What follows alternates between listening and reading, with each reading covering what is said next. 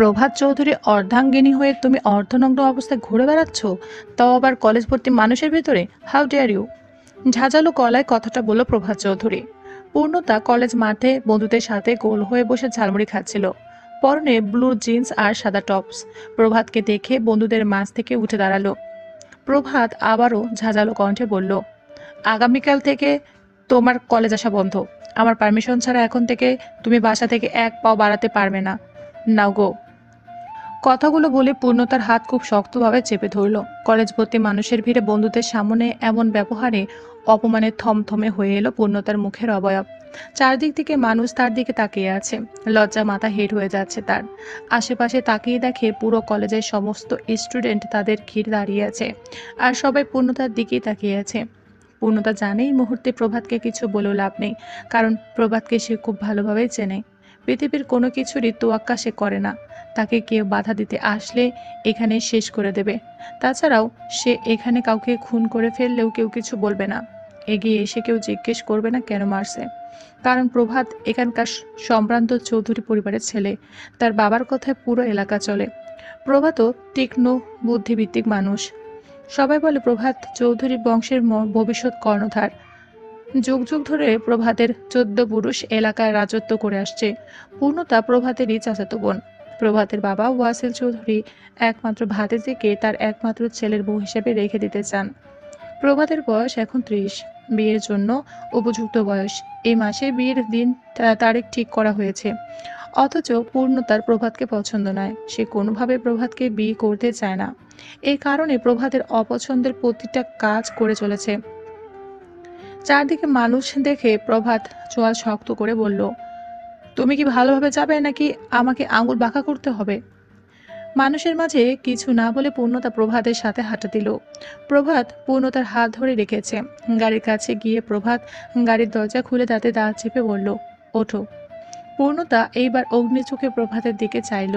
রাগের চোখ দুটো ক্রমশ ছোট হয়ে আসছে তার। এতক্ষণ মানুষের মাঝে ছিল বলে কিছু বলতে পারেনি। দাঁতে দাঁত চেপে খুব জোরে প্রভাতের হাত ঝাড়ি মেরে বলল, ছাড়ুন আমার হাত। কোন সাহসে আমার হাত ধরেছেন? আমার হাত ধরার কোনো রাইট আপনার নেই। প্রভাত ভ্রু কুচকালো। খানিকটা অবাকের ন্যায় পূর্ণতার তেজ দেখছে। পূর্ণতা আবারও বলল, আমি অর্ধনগ্ন হয়ে কলেজে আসি বা পুরা নগ্ন হয়ে আসি, সেটা একান্ত আমার ব্যক্তিগত ব্যাপার। আপনি কেন বারবার আমার পার্সোনাল ব্যাপারে নাক গলাতে আসেন?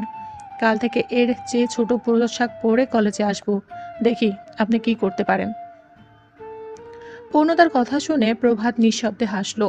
ঠোঁটের কোণে ক্ষীণ হাসির ছড়াছড়ি। সেই হাসি নিয়ে পূর্ণতার দিকে ঝুঁকে বলল, ওয়াও গ্রেট। নগ্ন থাকতে চাও? No problem, I promise. পূর্ণতা, বিয়ের পর তুমি রাত দিন 24 ঘন্টাও নগ্ন থাকতে চাও, আমি বাধা দেব না। এতটুকু বিশ্বাস তুমি রাখতে পারো। বলেই প্রভাত ভয়ঙ্কর এক দুষ্ট হাসি হাসল। পূর্ণতার চোখ যেন কপালে উঠল। প্রভাত ঠোঁট কাটা স্বভাবের, মুখ দিয়ে অশ্রাব্য ভাষায় গালিগালাজ করে বন্ধুদের সাথে, এটাও জানে। কিন্তু যে সে এত অসভ্য এটা জানা ছিল না। পূর্ণতা ছাড়া বড়া চোখে প্রভাতের দিকে তাকিয়ে বলল, আপনার কি বিন্দু মাত্র লজ্জা শরম নেই? আমি না আপনার চাচাতো বোন? আমাকে এইসব বলতে আপনার লজ্জা করে না? প্রভাত আবারও ভ্রু কুঁচকে বলল, চাচাতো বোন বা চাচাতো বউ তো নও, বউ তো আপন। সো মাঝ রাস্তায় দাঁড়িয়ে সিনক্রেট করো না, বাসায় চলো। রুমে বসে না হয় খোলামেলা ডিসকাস করবো মিসেস অর্ধাঙ্গিনী। আমি এখন আপনার অর্ধাঙ্গিনী হয়নি প্রভা চৌধুরী, তাই আমার নামের আগে মিসেস শব্দটা জুড়ে দিলেই আমি আপনার অর্ধাঙ্গিনী হয়ে যাব না। প্রভাত তাচ্ছিল্য সুরে হাসলো। পূর্ণতার দিকে দৃষ্টি অনড় রেখে শার্টের স্লিপ গোটালো। স্লিপ গোটানো শেষে পূর্ণতার কপালে আঙ্গুল দিয়ে স্লাইড করতে করতে মাথায় হালকা গুঁতা মেরে বলল, একটা কথা তোমার এই ছোট্ট মাথায় খুব ভালোভাবে ঢুকে নাও। তোমার এই 4 আঙ্গুল কপালে জীবসঙ্গী হিসাবে প্রভাত চৌধুরীর নামটাই লেখা হয়ে গিয়েছে। এর আর কোনো নড়চড় হবে না মিসেস পূর্ণতা চৌধুরী। কঠিন গলায় কথাটা বলল প্রভাত। পূর্ণতা প্রভাতের বুকে গায়ে সমস্ত বল প্রয়োগ করে ধাক্কা মেরে বলল, আপনি ভাবলেন কিভাবে আপনার মতো একজন জঘন্য মানুষকে আমি বিয়ে করব? আমি চিরকুমারী থাকবো, তবু আপনাকে বিয়ে করব না। পূর্ণতার ধাক্কায় প্রভাতের একটু হেলদোল হলো না। একজন সুটাম দেহের অধিকারী পুরুষকে কি আর পূর্ণতার নরম হাতের ধাক্কায় নাড়ানো যায়? পূর্ণতার ধাক্কায় প্রভাত তাচ্ছিল্য স্বরে আবার হাসলো। নিমিষে আবার চোয়াল শক্ত করে বলল, নিজেকে কি ভাবো তুমি, বিশ্ব সুন্দরী নাকি মহারানী ভিক্টোরিয়া? তোমার চেয়ে হাজার গুণ সুন্দরী মেয়ে প্রভাত চৌধুরীর পায়ে এসে পড়ে থাকে। তোমার চেয়ে হাজার গুণ সুন্দরী সুন্দরী গার্লফ্রেন্ড রিজেক্ট করেছে শুধুমাত্র তোমাকে বিয়ে করবো বলে। ভেবো না তোমার রূপে আমি পাগল। শুধুমাত্র বাবার কথা রাখতে বিয়েটা করছি। বাবার কথা রাখতে অন্য একজন গার্লফ্রেন্ডকে বিয়ে করতে চান? কে কার গার্লফ্রেন্ড? আমি অন্য একজনের গার্লফ্রেন্ড। আমার বয়ফ্রেন্ড আছে, এজন্যই আপনাকে আমি বিয়ে করতে চাই না।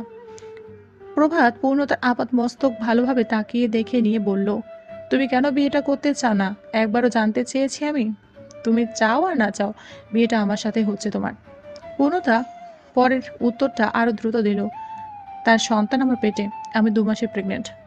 প্রভাত আশেপাশে তাকালো, দ্রুত পূর্ণতাকে সোজা পাঁচকুলা করে তুলে নিল।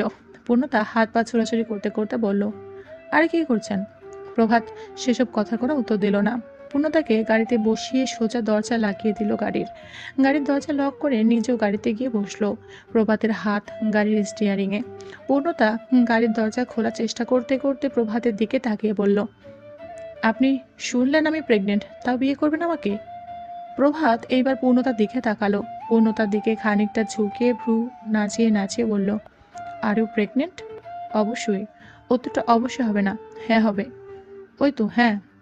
প্রভাত আচমকা পূর্ণতার পেটে হাত দিয়ে বলল, বাচ্চা কি আজকাল পুরুষদের চেহারা দেখে হচ্ছে নাকি কিছু বুঝলাম না। দেশ উন্নত হচ্ছে কিন্তু বাচ্চা হওয়ার সিস্টেম বদলে গেল কবে? কোনো চ্যানেলও তো দেখলাম না যে পুরুষের চেহারা দেখে দেখে এখন থেকে বাচ্চা হবে। পূর্ণতা প্রভাতের হাত সরিয়ে দিয়ে বলল, চরিত্রহীন। চরিত্র হরণ করলাম কখন? একটা অবিবাহিত মেয়ের পেটে হাত দিচ্ছেন, অন্যের বাচ্চার মাকে জোর করে বিয়ে করতে চাইছেন, এসব কি? তুমি অন্যের বাচ্চার মা হলেও আমার কোনো সমস্যা নেই, কারণ আপাতত আমার বাচ্চা নেওয়ার কোনো ইচ্ছে নেই। বাচ্চাটা হলে যার সন্তান তার কাছে ফেরত দিও। প্রভাতের কাছ থেকে এমন উত্তর পূর্ণতা আশা করেনি। পৃথিবীর এমন ছেলে আজও জীবিত আছে যেখানে বিয়ের ঠিক হওয়া মেয়ে সম্পর্কে এত বড় কথা শুনেও চুপ থাকে? পূর্ণতা খানিকটা অবাক হয়ে উত্তর দিল, মানে মানে তোমাকে আমি ছোটবেলা থেকেই দেখছি। বাবা তুই বলুক, তোমার চরিত্রে সমস্যা থাকলে কখনো বিয়ে করতাম না। আর তুমি কি ভাবো তোমার কোনো খোঁজ আমি রাখি না? তোমার প্রতিটা পশমের খোঁজ খবর রাখি। এভাবে আমাকে অত্যাচার না করে একেবারে খুন করে ফেলুন। প্রভাত পূর্ণতার গালে আঙুল ছুঁয়ে বলল, তুমি আমার অর্ধাঙ্গিনী হবে, জীবনের অর্ধেক অঙ্গের অধিকারিণী। তোমাকে খুন করলে আমার জীবনে পুরোটাই লস আর লস। তার চেয়ে বরং তুমি আমায় খুন করে দাও, জীবন ধন্য হোক। ডাইনিংয়ে বসে ব্যবসায়িক আলাপ আলোচনা করছেন ওয়াসেল চৌধুরী ও ওয়াজেদ চৌধুরী। কিচেনে দুপুরে রান্না করছেন ওয়াসেল চৌধুরীর স্ত্রী মেহের চৌধুরী ও ওয়াজেদ চৌধুরীর স্ত্রী জাহান চৌধুরী, সাথে কাজের বুয়া জয়নাব। চৌধুরী পরিবারের যুগ যুগ ধরে ঘরের অর্ধাঙ্গিনীরা নির্যাতিত সাথে অবহেলিত। ওদের কাছে ঘরে বউ মানে রান্না বান্না করা, বাচ্চা মানুষ করা, পুরুষদের সেবা যত্ন করা। এসব কাজ ছাড়া ঘরের বউয়ের আলাদা কোনো প্রয়োজন নেই। যাদের টাকা আছে, ক্ষমতা আছে, শারীরিক চাহিদার জন্য রোজ ভিন্ন ভিন্ন নারীর স্বাদ নিয়ে থাকে, ভালোবাসা, অনুভূতি, মায়া, এসব কিছুই চৌধুরী পরিবারের রক্তে নেই। ওদের রক্তে আছে টাকার ক্ষমতার নেশা। ওয়াজেদ চৌধুরী এবং ওয়াসেল চৌধুরী আপন 2 ভাই। প্রভাত ওয়াসেল চৌধুরী এবং মেডি চৌধুরীর একমাত্র ছেলে। তাদের আর একটি কন্যা সন্তানও আছে, নাম পুষ্প চৌধুরী। পূর্ণত ওয়াজেদ চৌধুরী এবং জাহান চৌধুরীর একমাত্র মেয়ে। দিনের পর দিন চৌধুরী বংশের সব বউদের প্রতি অত্যাচার দেখে পূর্ণতা ঘৃণা করে চৌধুরীদের। নিজের বাবা চাচার প্রতি তীব্র ক্ষোভ আর ঘৃণা। দিনের পর দিন নিজের মায়ের প্রতি অমানবিক অত্যাচার দেখেছে পূর্ণতা। অশ্রাব্য ভাষায় গালিগালাজ দেখেছে। মধ্যরাতে নিজের মাকে ঘরের বাইরে বের করে দিয়ে বাইরে নাড়িয়ে এনে ঘরে রেখেছে, আবার ভোর হওয়ার আগেই তাদের বিদায় দিয়ে দিয়েছে। পৃথিবীতে নারীরা সব পারলেও নিজের স্বামীর ভাগ অন্য কাউকে দিতে পারে না। নিজের স্বামীর সাথে অন্য কোনো নারীকে তারা সহ্য করতে পারে না। অথচ এই কষ্টটা সহ্য করছে দিনের পর দিন পূর্ণতার মা। রাতে সমস্ত অবৈধ কাজ করে সকালে সমাজ সেবক হয়ে বের হয় চৌধুরীরা। অথচ মানুষ জানতেও পারে না তারা কাদের আদর্শমান মানুষ হিসাবে পুজো করে। এসব কারণে পূর্ণতার প্রভাতকে পছন্দ নয়। সেও চৌধুরী পরিবারের সন্তান, ভবিষ্যতে বাবা চাচাদের মতোই করবে। তাছাড়া বাবা চাচাদের থেকে তার মেধা, বুদ্ধি, ব্রেন সব দিক থেকে এগিয়ে। এই তো মাস 2 আগের কথা, বাড়িতে পূর্ণতার বিয়ের কথাবার্তা চলছিল। ছেলেটা পেশায় ইঞ্জিনিয়ার। কথাবার্তার মাঝে হঠাৎ প্রভাত তার বাবা ওয়াসেল চৌধুরীকে ডেকে আড়ালে নিয়ে গেল। আড়ালে নিয়ে কি বলল সে কথা কেউ জানে না।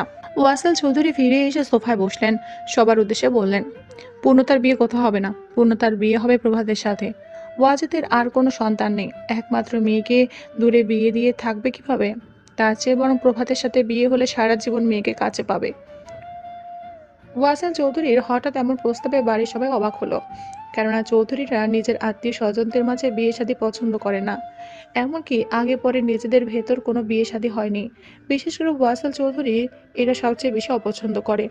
এই তো কিছুদিন আগে ওয়াসেল এবং ওয়াজেদ চৌধুরীর একমাত্র বোন শায়লা তার নিজের ছেলের জন্য পূর্ণতাকে চেয়েছিল। ওয়াসেল চৌধুরী সবার আগে বাধা দিয়েছিল এবং নিজের বোনকে বলে দিয়েছেন তার ছেলে যেন এ বাড়িতে আর পা না রাখে যতদিন পূর্ণতার বিয়ে না হয়। তাছাড়াও নিজের বোনকে কটাক্ষ করে অনেক কথা শুনিয়েছেন। সে বেঁচে থাকতে নিজেদের আত্মীয় স্বজনদের মাঝে কোনো বিয়ে শাদী হবে না, অথচ আজ সে নিজেই নিজেদের ঘরের ছেলের মেয়ের বিয়ের কথা বলছেন। হঠাৎ এমন সিদ্ধান্তের আগাগোড়া কেউ খুঁজে পেল না। চরম অবাক হয়ে সবাই যে যার মুখের দিকে তাকালো। ওয়াজিদ চৌধুরী অবাক চোখে বড় ভাইয়ের দিকে তাকিয়ে বলল, ভাই, তুমি সব কি বলছো? ওয়াসেল চৌধুরী গম্ভীর কণ্ঠে বলল, কেন, তোর কোনো আপত্তি আছে প্রভাতের সাথে পূর্ণতার বিয়ে দিতে? ওয়াজেদ চৌধুরী মাথা নিচু করে বলল, না ভাই, তুমি যে সিদ্ধান্ত নিবা সেটাই আমি মাথা পেতে নেব। ওয়াজেদ এবং ওয়াসেলের কথাবার্তার মাঝে প্রভাত এসে বলল, তোমরা কার বিয়ে নিয়ে কথা বলছো? ওয়াসেল চৌধুরী গম্ভীর কণ্ঠে বললেন, তোমার আর পূর্ণতার। প্রভাত ডান বামে তাকিয়ে খানিকটা অবাকে সুরে বলল, মাথা খারাপ কথাবার্তা? আমি কেন পূর্ণতাকে বিয়ে করব, তাও আবার নিজের চাচাতো বোন? আমি এ বিয়ে করতে পারবো না।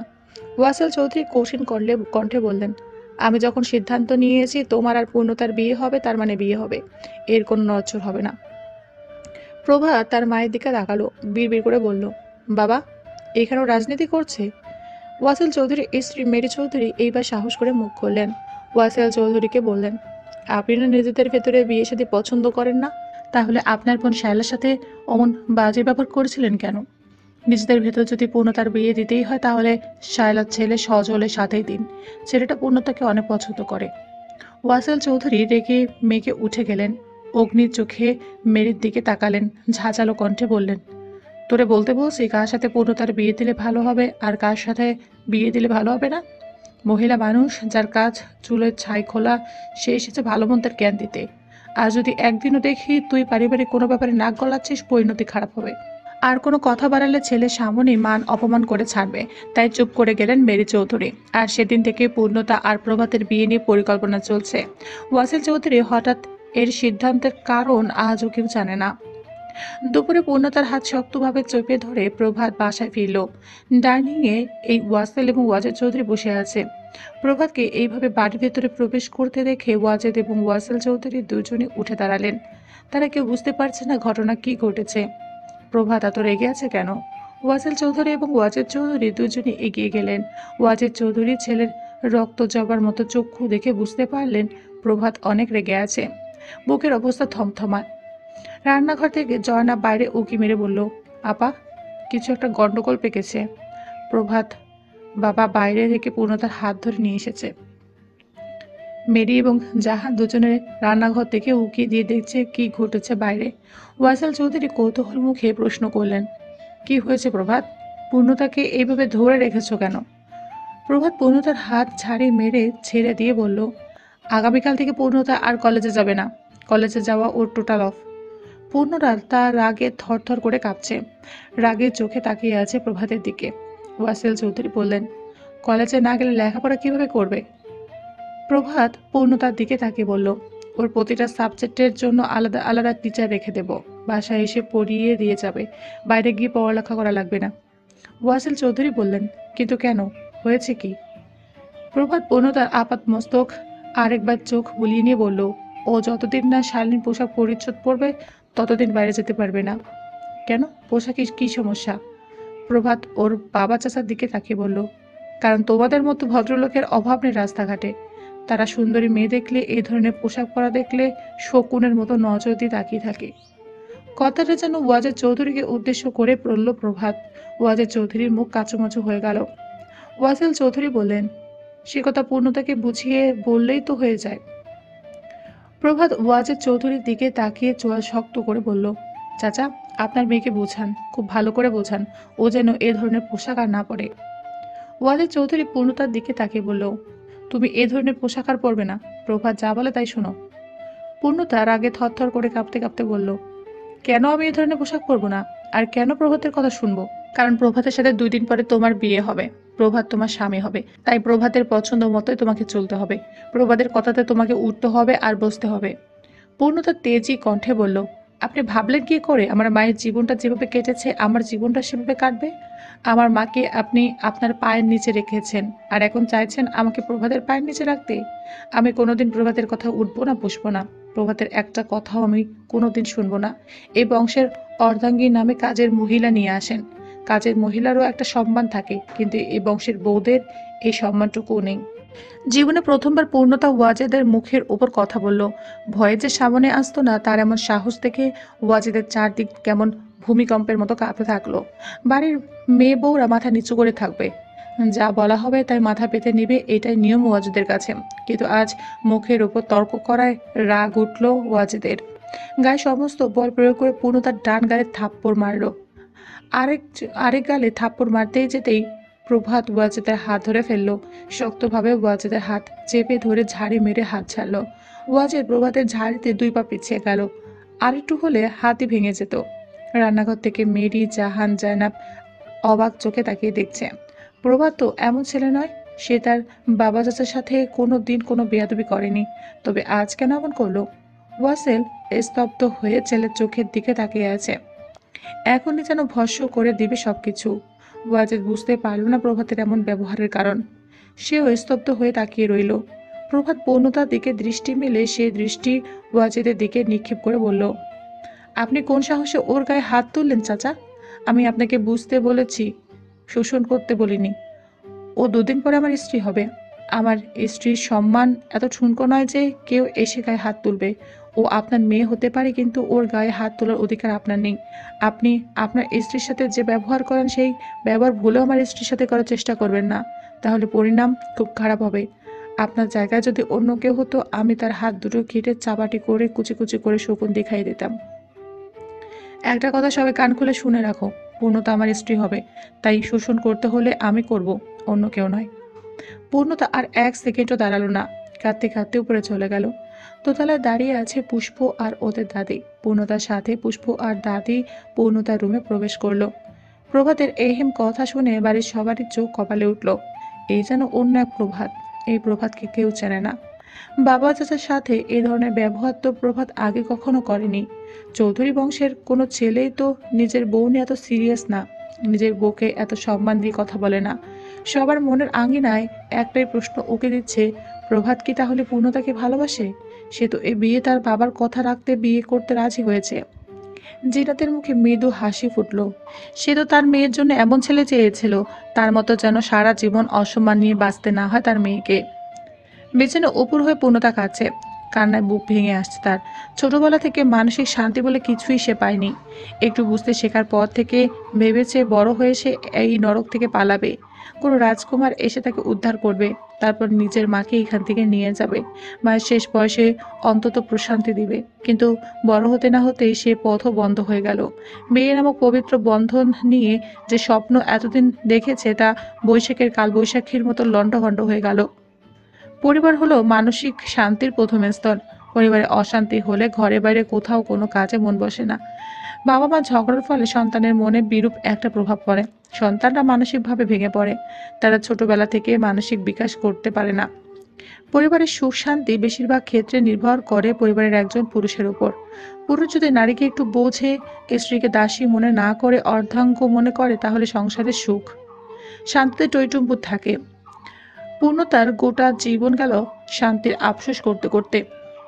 এত টাকা পয়সা তো তার লাগবে না। একটা হতদরিদ্র পরিবারে জন্ম হলেও যদি একটু সুখ পেত, তবুও পূর্ণতা কোনো আফসোস করতো না।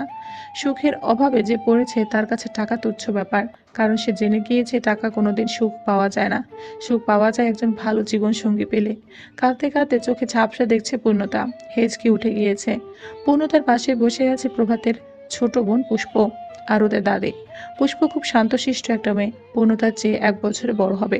পুষ্প পূর্ণতার মাথায় হাত বোলাতে বোলাতে বলল, আর কাঁদিস না পূর্ণ, কেঁদে কি কোনো লাভ আছে? আমাদের কপালটাই তো এমন খারাপ। দেখিস না, আম্মু আর চাচিমা সারা জীবন এভাবে কেঁদে কেটে জীবন কাটালো। পূর্ণতা বিছানা ছেড়ে উঠে বসেই পুষ্পকে জড়িয়ে ধরল। কান্নার মাত্রা আরো ক্ষণিক বেড়ে গেল। কান্না জড়ানো গলা বলল, আমি মুক্তি চাই আপু, এই নরক থেকে আমি মুক্তি চাই। আম্মা চাচিমার মতো এমন জীবন আমি চাই না। কলেজে যাই দামি ফোন নিয়ে, দামি পোশাক পরে, দামি গাড়িতে করে। মানুষ আমাদের দেখে আফসোস করে। ওদের মতো বিলাসবহুল সুন্দর জীবন যদি আমাদের হতো। অথচ ওরা জানে না আমরা ওদের দেখে আফসোস করি। ওদের মতো কম টাকা থাকুক, কিন্তু সুখী একটা জীবন পেতাম যদি। পুষ্প একটা ভারী নিঃশ্বাস ছেড়ে বলল, কেউ কারো জায়গায় সুখী নেই। আমরা বাইরে থেকে মানুষকে সুখী মনে করি। পুষ্প এবং পূর্ণতার দাদি চোখ গরম করে ওদের দুবোনের দিকে তাকিয়ে আছে। রাগে যেন ফুঁসছে, মুখ ঝামটাতে উত্তর দিল, তোরা দুই বোন এমন ভাব করছিস যেন তোদের মা চাচাদের উপর জুলুম করা হয়। দুটোই তো ফকিরের মেয়ে, গায়ের চামড়া একটু ভালো দেখে এমন রাজপ্রাসাদের বউ হতে পেরেছে। ঠ্যাংয়ের উপর ঠ্যাং তুলে খাচ্ছে সারা জীবন। একটা কাজকর্ম নেই। এই বাড়িতে বিয়ে হওয়ার জন্য ওর 14 পুরুষের সংসার চলে যাচ্ছে। পুষ্প মোলাম কণ্ঠে বলল, বাবা আর চাচা যে ব্যবহার করে তার চেয়ে না খেয়ে থাকা ভালো। দাদি আবার ফোঁস করে উঠে বললেন, কি ব্যবহার করে রে? পুরুষ মানুষ হলো সংসারের রাজা, আর মহিলা ঘরের দাসী। সামান্য ওইটুকুই কথা গায়ে সরানো কি এমন ব্যাপার? ফেরাউনের মতো তো আর করছে না। পূর্ণতার চোখের পানি মুছে বলল, সব এই বেটে বুড়ির দোষ। এই খচ্চর মহিলাকে যদি দাদা বিয়ে না করতো, তাহলে এই পরিবারে অশান্তি কিছুটা কমতো। দাদি আবারও ফোঁস করে উঠে বললেন, কি বললি? আমি খচ্চর, আমি বেটে? এত বড় কথা? ওয়াজেদকে যদি আমি না বলি, তোর ব্যবস্থা করতে হবে। যাও, এখনই যাও। দাদি পূর্ণতার দিকে তাকিয়ে বলল, মেয়ে মানুষের এত দাপট ভালো না। মেয়ে মানুষ তুই, কণ্ঠ এমন বাজ পাখির মতো হবে কেন? আয়নায় গিয়ে দেখ, এক গালে 5 আঙ্গুলের দাগ বসেছে, আরেক গালে না বসা পর্যন্ত শান্তি হচ্ছে না। পুষ্প বরাবরই শান্তশিষ্ট আর বিনয়ী। রাগ হলেও শান্ত কণ্ঠে কথা বলে। পুষ্প শান্ত কণ্ঠে বলল, দাদি, আমরা না তোমার ছেলের সন্তান? তুমি আমাদের সাথে কেমন ব্যবহার করো? মানুষের দাদিকে দেখি পুতনিদের নিয়ে কত হাসি আনন্দ করে। তুমি সারাক্ষণ আমাদের সাথে কর্কশ ভাষায় কথা বলো। ছোটবেলা থেকে আমরা মেয়ে বলে কথা শোনাচ্ছ। ভাইয়াকে যতটুকু ভালোবাসো তার 1 বিন্দু পরিমাণও আমাদের ভালোবাসনি। মেয়ে হয়েছে বলে এত অবহেলা করো কেন? প্রভাত এই বংশের প্রদীপ জ্বালাবে, আর তোরা কি করবি? বসে বসে অন্ন ধ্বংস করবি। তোরা দুটো যদি ছেলে হতি, চৌধুরী পরিবারে আরো 2টি লাঠি পারত। আমার প্রভাত একা কি করবে সেই চিন্তায় আমার ঘুম হয় না। আর ওয়াজেদের তো বংশই পেল না। ছেলেটার নাম বলার মতো কেউ আর এ পুরীতে থাকবে না। পূর্ণতা সবসময় তেজি স্বভাবের। সে পুষ্পের মতো শান্তশিষ্ট ভদ্র নয়। কথা পড়লে উত্তর দেয়। পূর্ণতার ইচ্ছা করছে দাদির গলা টিপে দিতে, কিন্তু সেটা তো সম্ভব না। রাগে ফুঁসতে ফুঁসতে বলল, তোমার ওয়াজেদের বংশ কিভাবে এগোলো না? পুত্র সন্তান না থাকলে এগোবে কিভাবে? আগে যদি জানতাম জাহানমন বাজা হবে, তাহলে কি আর বিয়ে করাতাম? বাহ, একটা মেয়ে থাকতেও তুমি তাকে বাজা বলছো। অত যখন পুত্র সন্তানের দরকার, আবার বিয়ে দিলে না কেন তোমার ছেলেকে? চৌধুরীরা কেউ 2বার বিয়ে করে না। এই বংশের একটা সুনাম আছে, 2টা বিয়ে করতে পারে না। আবার 200 মহিলার কাছে দিয়ে বেড়ানোর নীতি আছে। তুই কিন্তু মুখ সামলে কথা বলবি পূর্ণতা। খুব বুলি ফুটেছে তোর মুখে। প্রভাতের সাথে তোর বিয়ে হোক বলবো, চাপা ভেঙে সোজা করতে। পুষ্প মৃদু হেসে বলল, দাদি, চৌধুরীদের রীতিনীতি কিন্তু এইবার পাল্টে যাবে বলে মনে হচ্ছে। ভাইয়া মনে হয় না কোনোদিন তার বউয়ের গায়ে হাত তুলবে। ওর শরীরে চৌধুরী বংশের রক্ত বইছে, সময় হলে ঠিকই বংশের পরিচয় দেবে। পূর্ণতা বলল, তোমার কি মরণের ভয় নাই? কোথায় নিজের ছেলেদের বুঝিয়ে সংসারে শান্তি রক্ষা করবা, সেটা না করে তাদের উস্কে আরো অশান্তি সৃষ্টি করছো। এখন আবার পুতার পিছনে লাফেছ। তুই কি বলতে চাস সেই সংসারে অশান্তি আমি করছি? তুমি ছাড়া আর কে করছে? একটা কথা মনে রেখো, তোমার যা কুকীর্তি ছেলের বউয়েরা দেখবে বলে মনে হচ্ছে না। ছেলে বিছানায় পড়লে গু খেয়ে মরতে হবে। আর যদি প্রভাতের সাথে আমার বিয়ে হয়ে যায়, আমার আর প্রভাতের মাঝে নাক গলাতে আসলে সোজা বৃদ্ধাশ্রমে রেখে আসবো। দাদির চোখ কপালে উঠল। এ বাড়িতে এত বড় কথা কেউ তাকে আগে বলেনি। তার মুখের উপর কেউ কথা বলে না। এত বড় কথা প্রথমবার কেউ বলল। ঝাঁঝালো কণ্ঠে বলল, কি কি বললি তুই? এত বড় কথা? তোর বিচার আজ যদি ওয়াজেদ না করে, এ বাড়ি আমি আর থাকবো না। যাও, বুড়িকালে কে তোমাকে বিয়ে করে দেখো। এই যুগ হলে কেউ ফিরেও তাকাতো না। যে হিংসুটে মহিলা তুমি, আর যে বেটে মানুষ তুমি। পুষ্প চিমটি কেড়ে বলল, আর খেপাস না। দাদি চলে গেল। পূর্ণতা পুষ্পকে বলল, আচ্ছা আপু। দাদি এমন কেন? উনিও তো মেয়ে। মেয়ে হয়ে মেয়েদের হিংসে করে কেন? কেন সারা জীবন নিজের ছেলেদের উস্কানিমূলক কথা বলে। পুষ্প পূর্ণতাকে খুব আদর করে, বোঝা যায় না ওরা দুই মায়ের পেটের সন্তান। পূর্ণতার মাথায় হাত বুলিয়ে মোলাম কণ্ঠে বলল, উনিও দাদার পায়ের নিচে থাকতো, আগের যুগের মানুষ, পড়ালেখা জানে না। উনি যে কালচার মেনে এসেছে ওই কালচারই বিশ্বাস করে। তবু আপু, আরও অনেক অশিক্ষিত মুরব্বী মানুষ আছে, তারা তো অমন না। দুনিয়াতে ভালো আর খারাপ মানুষ যুগে যুগে জন্ম নেবে। জানি না আমাদের দাদি কেন এমন হলো। দাদি কিন্তু একটা কথা ঠিকই বলেছে আপু, প্রভাত ভাই চৌধুরী বংশের ছেলে, দিন শেষে সে ও বাবার চাচার মতো হবে। পুষ্প হেসে বলল, ধুর পাগলি, আমি ভাইয়ার মাঝে অন্যরকম কিছু দেখছি। আমার মনে হয় ভাইয়া তোকে ভালোবাসে পুষ্প, বাবা চাচাদের কোনো গুণাগুলি ভাইয়ার মাঝে নেই। কি যা তা বলছো, ভালোবাসবে কেন? সে তো চাচার হুকুম মানতে বিয়ে করেছে। আমার মনে হচ্ছে কিছু একটা রহস্য রয়েছে। আমাদের যা দেখাচ্ছে আমরা তাই দেখছি, কাহিনী হয়তো ভিন্ন। কেন আপু? তুই দেখ, সজল ভাই তোকে পছন্দ করে, বাবা নিজেদের মাঝে বিয়ে শাদী পছন্দ করে না বলে ফুপিকে কত কথা শোনালো। এদিকে হুট করে ভাইয়ার সাথে তোর বিয়ের ঘোষণা দিল। কাহিনী কিছু আছে। কাহিনী হলো, আমাকে নিয়ে রাজনীতি চলছে এই পরিবারে, বিয়ে নামক রাজনীতি। আমি মরে যাবো আপু, তবু এই চৌধুরীদের রক্ত যার শরীরে আছে তাকে বিয়ে করব না। আমার ঘৃণা হয় কেন আমি এই পরিবারে জন্ম নিলাম। কেন নিলাম আপু? আমাদের কপালে এমন ছিল রে পুষ্প। দুপুরে পূর্ণতা খাবার খেলো না, শুয়ে শুয়ে মন খারাপ করে কাটিয়ে দিল। জাহান অনেক সাদাসাদি করেও পূর্ণতাকে খাবার খাওয়াতে পারেনি। একমাত্র মেয়ের মুখের দিকে তাকিয়ে এ বাড়িতে থেকে যাওয়া জাহানের। রাতে ওয়াজেদ বালিশে হেলান দিয়ে পা ছড়িয়ে বসে আছে, চোখ মুখ গম্ভীর আর থমথমে। জাহান পা টিপে হাসছে। 2 ঘন্টা হয়ে গিয়েছে এইভাবে পা টিপে যাচ্ছে, হাত লেগে এসেছে তবুও পা টিপে যাচ্ছে।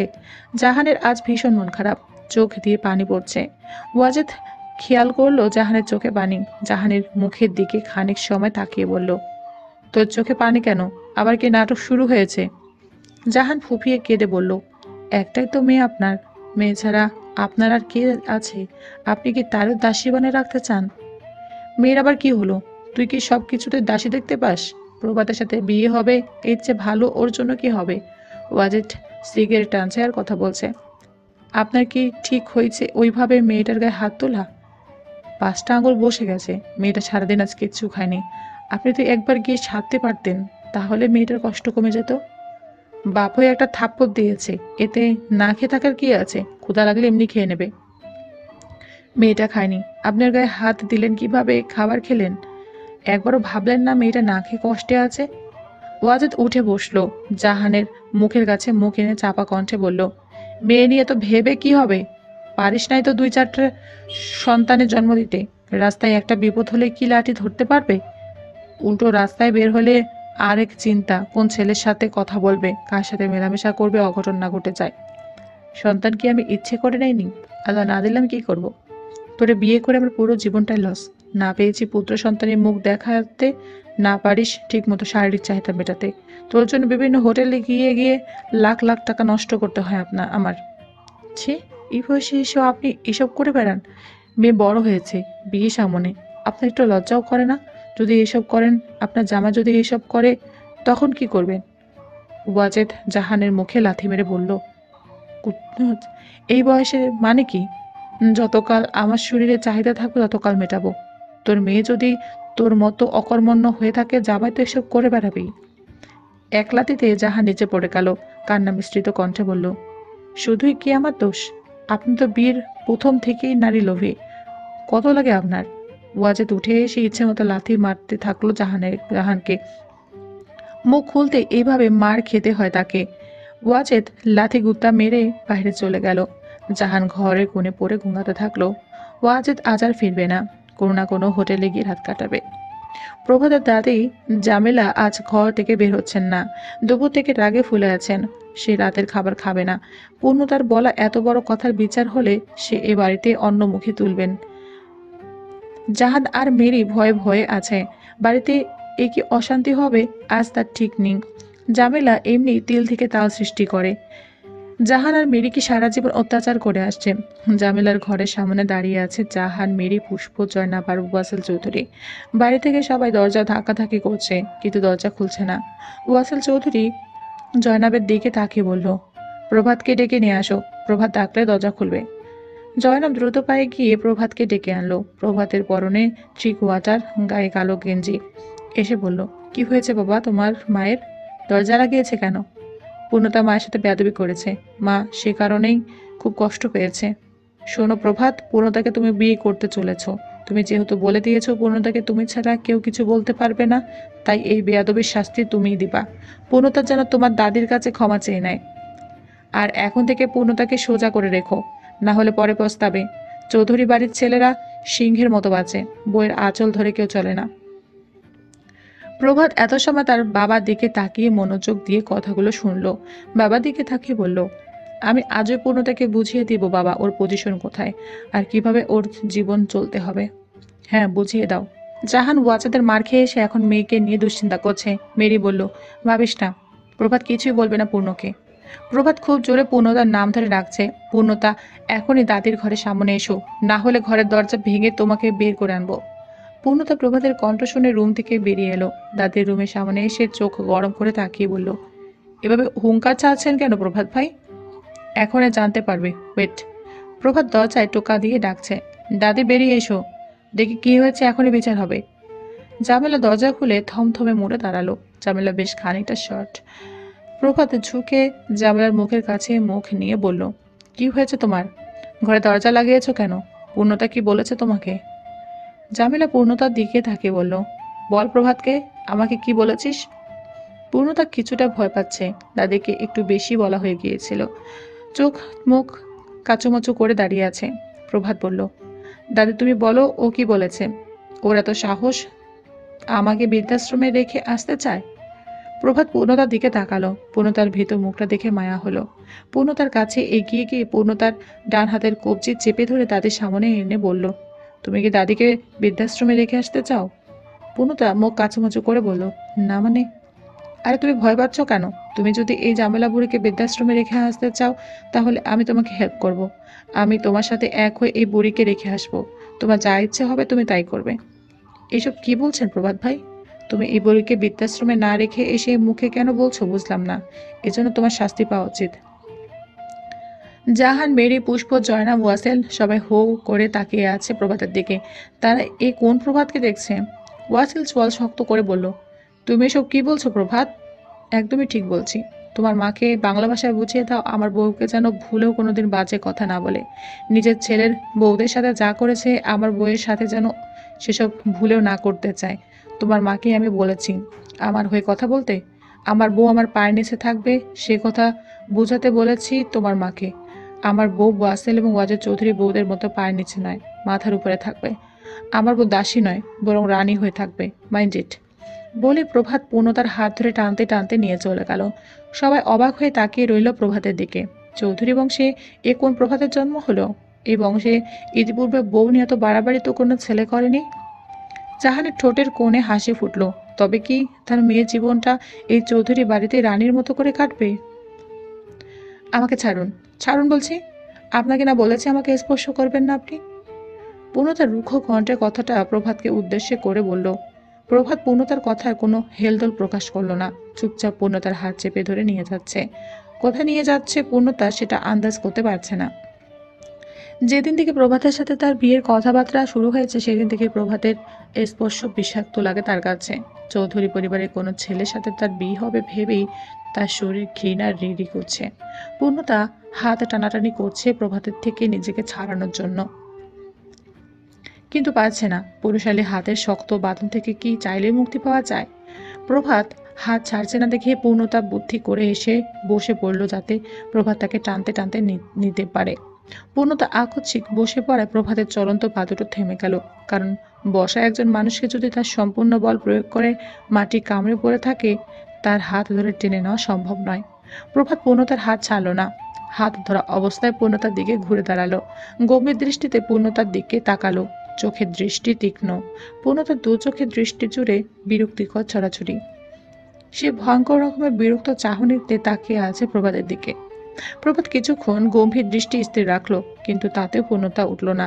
এবার গম্ভীর কণ্ঠে বলল, উঠে দাঁড়াও পূর্ণ, সোজা আমার সাথে চলো, না হলে তোমাকে এভাবে টান দিলে তোমার হাত ছিঁড়ে যাবে।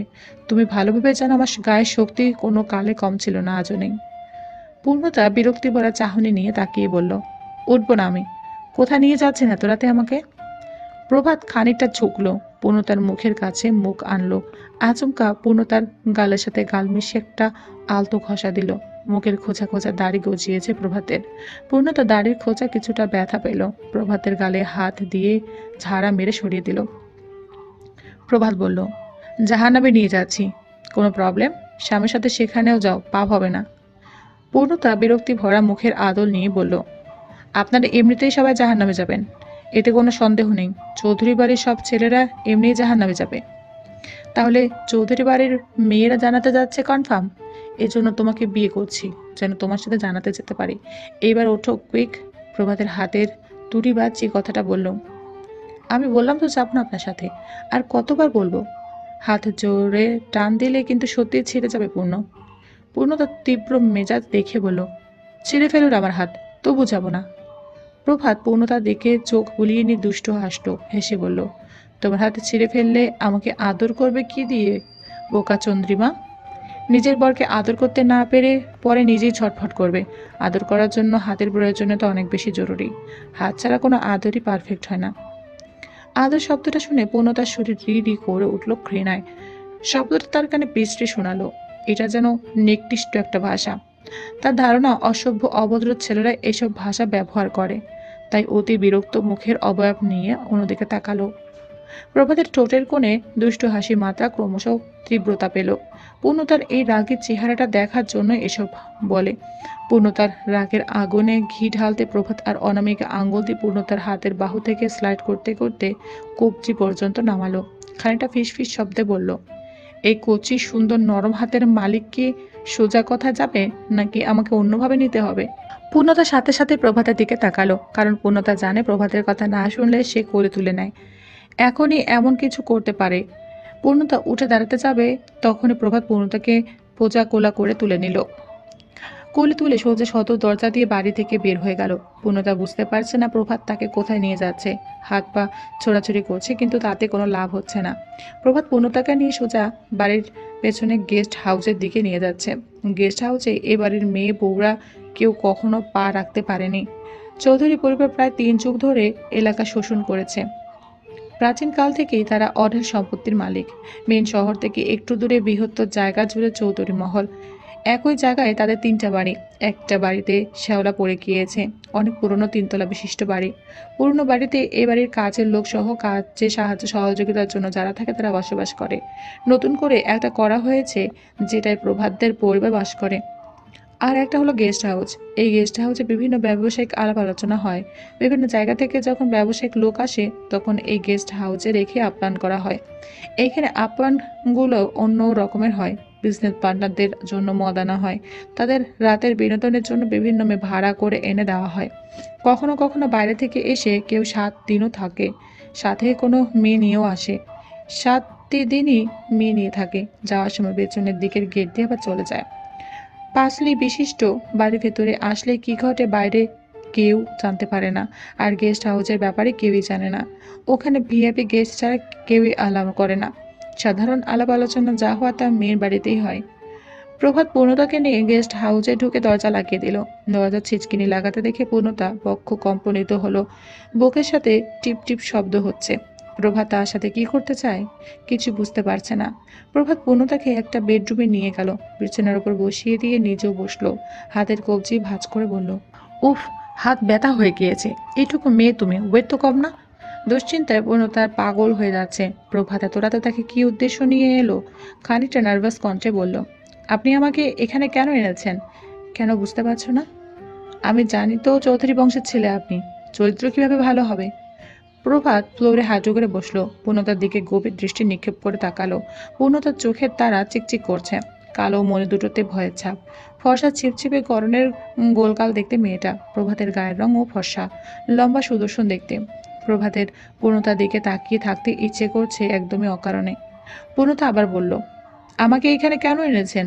প্রভাত শীতল কণ্ঠে বলল, মন ভরে দেখবো বলে। জীবনে দেখেননি আমাকে? দেখেছি, কিন্তু মন ভরে দেখার সুযোগ পাইনি। প্রভাত খেয়াল করলো পূর্ণতার গালে হালকা লাল দাগ এখন আছে। কিছুক্ষণ পূর্ণতার গালের দিকে তাকিয়ে থেকে আকস্মিক পূর্ণতার গালে হাত রাখলো। পূর্ণতার সাথে সাথে কেঁপে উঠল, বুকের মাঝে টিপ টিপ শব্দ বেড়ে গেল। প্রভাত পূর্ণতার গালে হাত বুলিয়ে বলল, তোমার বাপকে ইচ্ছে করছে খুন করে ফেলি। বেঁচে গেল বউয়ের বাপ বলে। যে গালে আমি চুমুতে চুমুতে ভরিয়ে দেবো সেই গালে কাউকে ফুলের টোকা দিতে দেবো না। পূর্ণতা আশ্চর্যজনক ভঙ্গিতে তাকিয়ে প্রভাতের কথা শুনছে। প্রভাত এসব কি বলছে তাকে? প্রভাত আবার তাকে বলল, তোমার এই গাল দুটো ভীষণ প্রিয় আমার, একদম ফুটন্ত গোলাপের মতো। এভাবে প্রেমিকের মতো কথা বলছেন কেন? এখানে কেন এনেছেন সেটা বলুন, অপেক্ষা করে জানতে পারবে। প্রভাত উঠে দাঁড়ালো, দরজার কাছে গেল, দরজা খুলে বেশ জোরে রাখলো, শফিক, খাবার এনেছিস? শফিক এগিয়ে এসে বলল, জি ভাই এনেছি, যা অর্ডার দিয়েছিলেন সব এনেছি, তা ভেতরে গিয়ে রেখে আয়। শরীফ এসে একে একে সব খাবার ভেতরে নিয়ে আসলো। পূর্ণতার চোখ কপালে উঠল, সে বিস্মিত হয়ে সব খাবারের দিকে তাকালো। প্রভাত বলল, সারাদিন না খেয়ে থেকে কি স্বাস্থ্যমন্ত্রী হতে চাও? চুপচাপ খাবার খেয়ে নাও। আমি খাবো না। কিন্তু আমার তো ক্ষুধা লেগেছে। ক্ষুধা লেগেছে তা আমাকে এখানে এনেছেন কেন? আমাকে খেয়ে ফেলতে চান নাকি? অবশ্যই খেতে চাই, কিন্তু তোমার ঠোঁটে তো লিপস্টিক নেই। মানে? মানে ছেলেরা মেয়েদের লিপস্টিক খেতে পছন্দ করে। কথাটা আমার মুখে খারাপ শোনালেও এটা কিন্তু চিরন্তন সত্য। ছিছি, আমাকে এসব বলছেন? তাহলে কাকে বলবো? তোমার বাবার মতো বাজারের মেয়েদের বলবো? পূর্ণতা রাগে থরথর করে কাঁপছে, তার মুখে কোনো ভাষা নেই। প্রভাতের মুখে মৃদু হাসি, সে পূর্ণতার রাগ উপভোগ করছে। কিছুক্ষণ পর বলল, এখনো বিয়ে হয়নি, বাড়িতে সবার সামনে এত রোমান্টিকভাবে সেদে খাওয়াতে পারতাম না। এমনি সবাই আমাকে বউ পাগল ভাবছে। দুদিন পর আবার ওয়াসিল চৌধুরী আমাকে পাগলা না ভেবে পাগলা গারোতে দিয়ে আসে, সেই চিন্তায় আছি।